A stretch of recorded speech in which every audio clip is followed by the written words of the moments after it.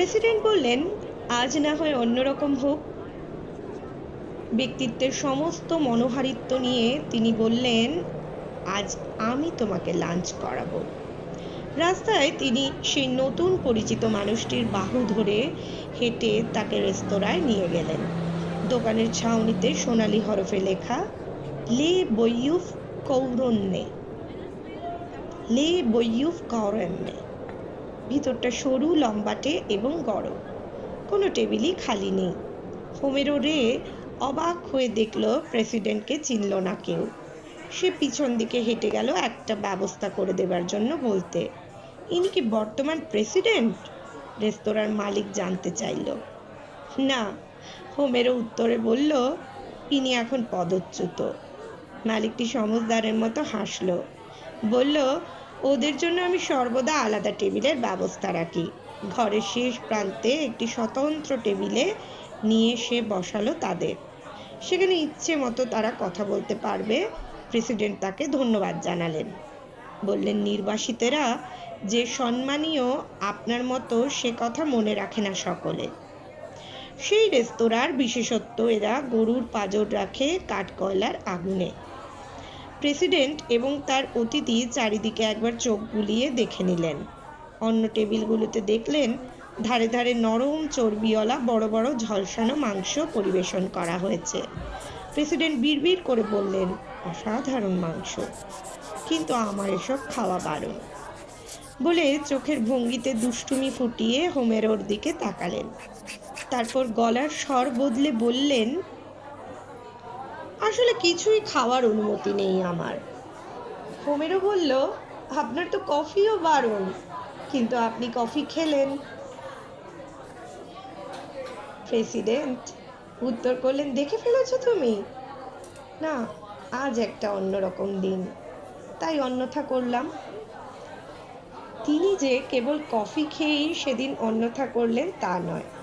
কাঠকয়লার আগুনে রাখা সেই গরুর পাঁজর এবং টাটকা সবজির স্যালাড, তাতে অলিভ তেল ছিটিয়ে স্বাদু করা, তাও নিলেন।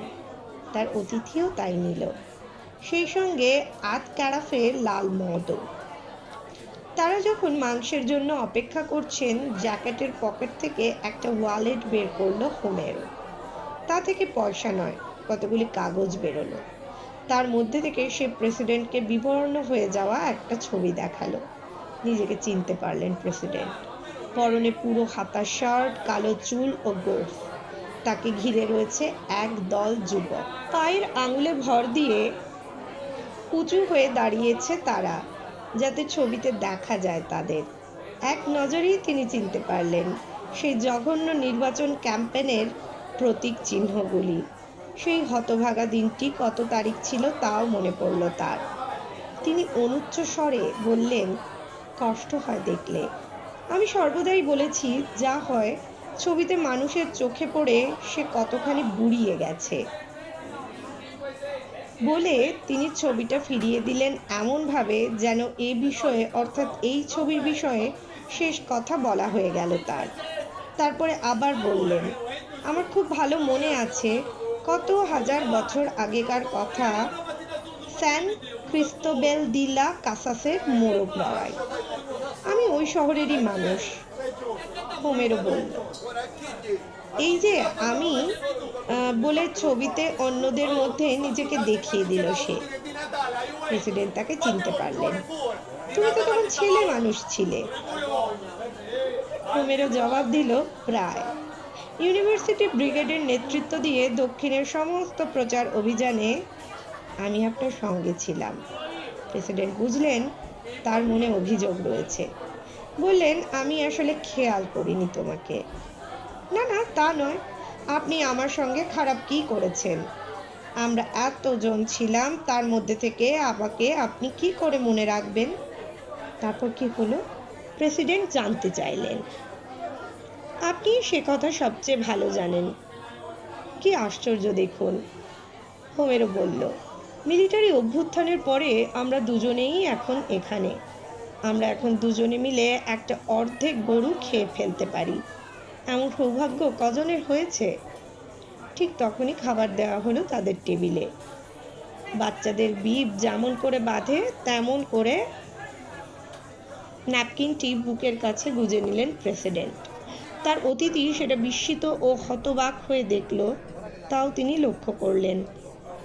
এভাবে বেঁধে না নিলে প্রতিবার একটি করে টাই আমার যাবে, তিনি বললেন। খাওয়া শুরু করার আগে মাংসটা একবার চেখে দেখলেন। বেশ তৃপ্তির ভঙ্গি ফুটল মুখে এবং আবার ফিরে এলেন আলোচনায়। আমি বুঝতে পারছি না তুমি কেন আগেই আমার কাছে আসোনি, ব্ল্যাক হাউন্ডের মতো পিছু না নিয়ে। হোমেরো বলল, হাসপাতালের বিশিষ্ট রোগীদের জন্য সংরক্ষিত দরজা দিয়ে তাকে ঢুকতে দেখেই সে তাকে চিনতে পেরেছিল। তখন গ্রীষ্মের মাঝামাঝি।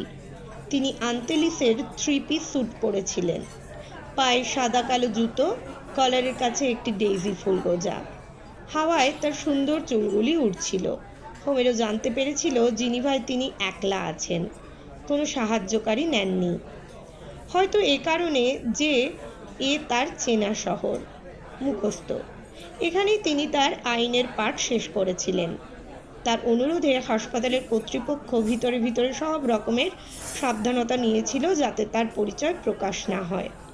সেই রাত্রেই হোমেরো আর তার স্ত্রী স্থির করেছিল যে তার সঙ্গে তারা যোগাযোগ করবে, কিন্তু তারপরেও একটা অনুকূল মুহূর্তের অপেক্ষায় 5 সপ্তাহ ধরে সে তাকে অনুসরণ করেছে। হয়তো কথা বলা তার আদৌ হয়ে উঠত না যদি না প্রেসিডেন্ট স্বয়ং তার মুখোমুখি হয়ে দাঁড়াতেন। দাঁড়িয়েছিলাম বলে আমি খুব খুশি, তবে সত্যি সত্যি একলা থাকতে আমার কষ্ট হয় না। এ কথা ঠিক নয়। কেন? যথার্থই জানতে চাইলেন প্রেসিডেন্ট। সকলে যে আমাকে ভুলে গেছে, জীবনে এটাই আমার সবচেয়ে বড় লাভ। আপনি জানেন না কিভাবে আপনাকে আমরা মনে রেখেছি। হোমেরোর গলায় আবেগ গোপন থাকলো না। আপনাকে এভাবে দেখতে পাওয়া, এখনো এমন যুবকের মতো এবং স্বাস্থ্যবান, আমাদের কাছে কি যে আনন্দের আপনি জানেন না। তবু তার কথায় নাটকীয়তা ছিল না। তিনি বললেন, তবু সমস্ত লক্ষণই বলে দিচ্ছে মৃত্যু আমার শিয়রে। প্রেসিডেন্ট বললেন। হোমেরো বলল, আপনি সেরে উঠবেন, সেই সম্ভাবনাই বেশি। সবিস্ময়ে চমকে উঠলেন প্রেসিডেন্ট, কিন্তু রসিকতা করতে ছাড়লেন না। তা না হয় বুঝলাম, কিন্তু এমন সুন্দর জায়গা সুইজারল্যান্ড, চিকিৎসার ব্যাপারে এখন আর গোপনতা থাকে না বুঝি এখানে? পৃথিবীর কোনো অ্যাম্বুলেন্স ড্রাইভারের কাছেই হাসপাতালের খবর গোপন থাকে না, হোমেরো বলল। কিন্তু আমি তো জেনেছি মাত্র 2 ঘন্টা আগে, একমাত্র সেই মানুষটির কাছ থেকে যিনি জানতে পারেন আমার অবস্থা। তা যাই হোক, আপনার উদ্দেশ্য সফল না করে কি করে মারা যাবেন আপনি? সে হতেই পারে না। আপনার আসনে আপনি আবার প্রতিষ্ঠিত হবেন, সে দায়িত্ব আমাদের, হোমেরো নির্দ্বিধায় বলে চলল। সকৌতুক বিস্ময়ের ভান করলেন প্রেসিডেন্ট। আপনাকে সাবধান করে দেবার জন্য ধন্যবাদ। সমস্ত খাবারটা তিনি খেলেন ধীরে সুস্থে, অত্যন্ত যত্নের সঙ্গে, এবং সেই সঙ্গে হোমেরোর চোখের দিকে সোজাসুজি তাকালেন। কম বয়সী মানুষটির মনে হলো বয়স্ক মানুষটি কী ভাবছেন সে বুঝতে পেরেছে। অনেকক্ষণ কথা বললেন তারা, পুরনো কথাও স্মরণ করলেন। শেষে কেমন দুষ্টুমির ভঙ্গি করে হাসলেন প্রেসিডেন্ট। আমি ভেবেছিলাম আমার মৃতদেহের কি ব্যবস্থা হবে তা নিয়ে ভাবব না, কিন্তু এখন দেখছি সেটিকে গোপন রাখবার জন্য রহস্য উপন্যাসের মতো সাবধান হতে হবে। হোমেরো ঠাট্টা করে উত্তর করল, তাতে লাভ হবে না। হাসপাতালে কোনো রহস্যই 1 ঘন্টার বেশি রহস্য থাকে না। কফি পান শেষ হলো। প্রেসিডেন্ট আবার তার কাপের তলানিটা দেখে নিলেন এবং আবার কেঁপে উঠলেন। একই উত্তর পেয়েছেন, তবু তার মুখভাব বদলালো না। বিল শোধ করলেন ক্যাশ টাকায়। প্রথমে বেশ কয়েকবার হিসাবটা দেখে নিলেন, পয়সা দিলেন অত্যন্ত মনোযোগের সঙ্গে গুনে নিয়ে। তারপর যে বকশিশ রাখলেন তাতে পরিবেশনকারী গলায় একটু শব্দ করল কেবল। হোমেরোর কাছে বিদায় নেবার সময় তিনি বললেন, আনন্দ পেলাম।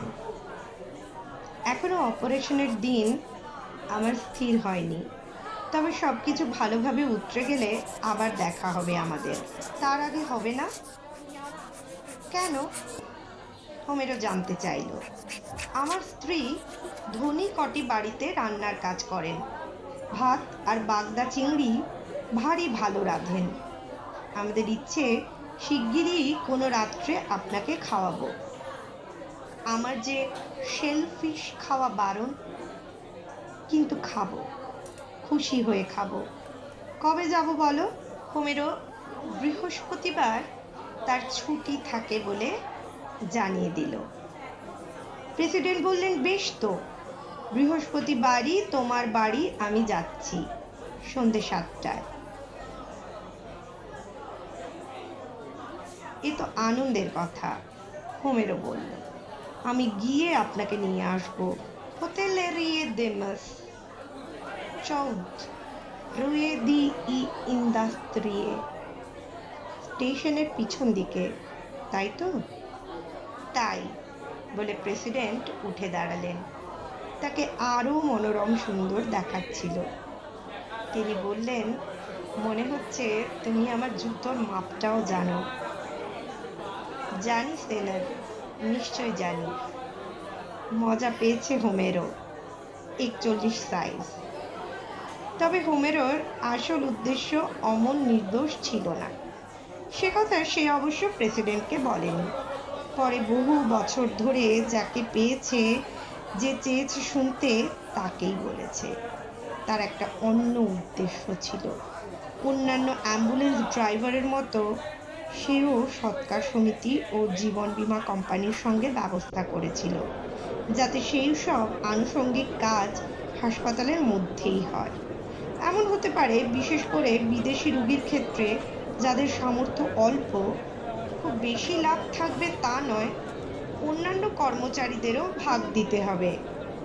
তারাই দুরারোগ্য রোগীদের গোপন ফাইল বের করে এনেছিল।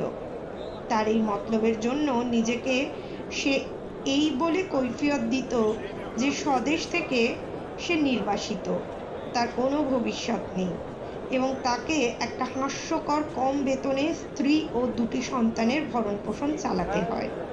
তার স্ত্রী লাজারা ডেভিস অনেক বেশি বাস্তব বুদ্ধি রাখে। সান জুয়ান পুয়ের্তো নিকোর এক খিনাঙ্গি মুলাট্টা মেয়ে সে। ছোটখাটো কিন্তু শক্তপোক্ত, ক্যারামেলের রং তার গায়ের। স্বভাবের সঙ্গে হুবহু মিল রেখে চোখ দুটি শেয়ালনির চোখের মতো। হাসপাতালের দাতব্য বিভাগে তাদের দেখা হয়েছিল। স্বদেশের এক ধনী ব্যবসায়ী তাকে তার নার্স পরিচয়ে জিনিভায় নিয়ে আসে। তারপরে সেখানে তাকে ফেলে রেখে চলে যায়। সে ভেসে বেড়ায় অবলম্বনহীন। এই অবস্থায় হাসপাতালের পরিচারিকার কাজ পায় সে। তখনই হোমেরোকে সে বিয়ে করে। লাজারা ও হোমেরোর বিয়ে হয়েছিল ক্যাথলিক প্রথায়, যদিও লাজারা ছিল এক ইউরোবান রাজকন্যা। একটি বাড়ির 9 তলায় 2 ঘরের অ্যাপার্টমেন্টে তারা থাকত। বাড়িটিতে এলিভেটর ছিল না। আফ্রিকি উদ্বাস্তুতে ভর্তি সেই বাড়ি। তাদের মেয়ে বারবারার বয়স তখন 9, ছেলে লাজারোর 7। ছেলেটি যে প্রতিবন্ধী তখনই তার লক্ষণ দেখা দিতে শুরু করেছে। লাজারা ডেভিস বুদ্ধিমতী, কিন্তু বদমেজাজি। তবে হৃদয়টি তার নরম। তার ধারণা ছিল সে জন্মেছে খাঁটি বৃষরাশিতে, এবং তার অন্ধবিশ্বাস ছিল গ্রহ নক্ষত্রের প্রভাব গণনার অলৌকিক ক্ষমতা রাখে সে। তবু কোটিপতিদের ভাগ্য গণনা করে জীবিকা অর্জনের যে স্বপ্ন ছিল তার, তা সফল হয়নি। অবশ্য পারিবারিক প্রয়োজনে মাঝে মাঝেই মোটা টাকা খরচ করত সে।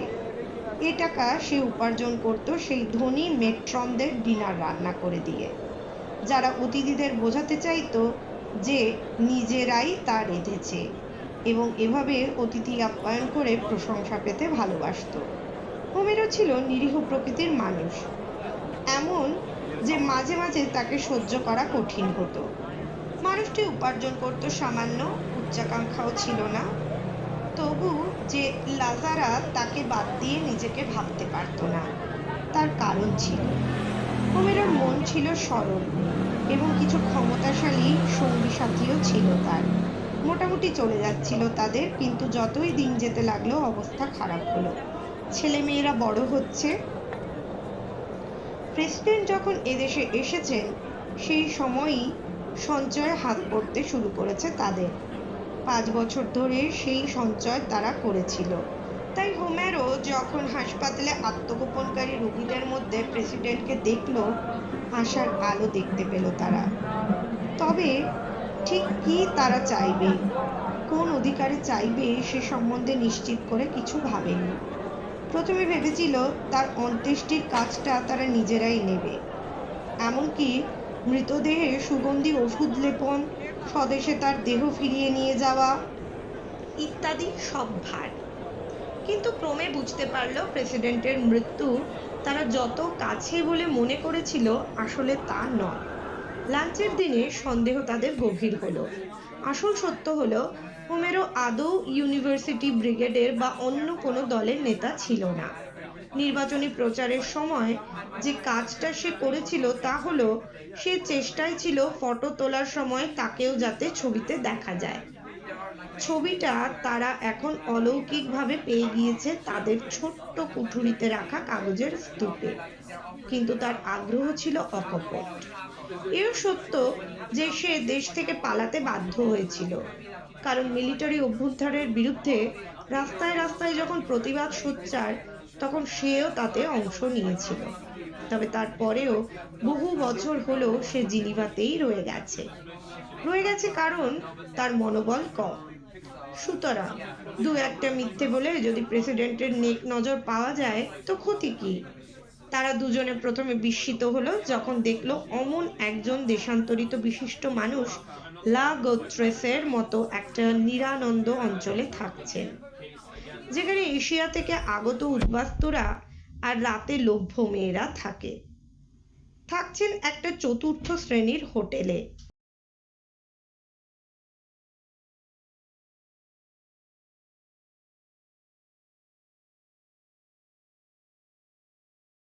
আশিক চা, এই গল্পটা তোমার কেমন লেগেছে? খুব ভালো লেগেছে।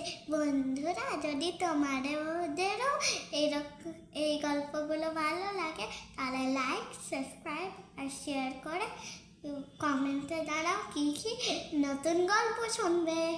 ঠিক, তাড়াতাড়ি জানাও আমাদের কি কি নতুন গল্প শুনবে।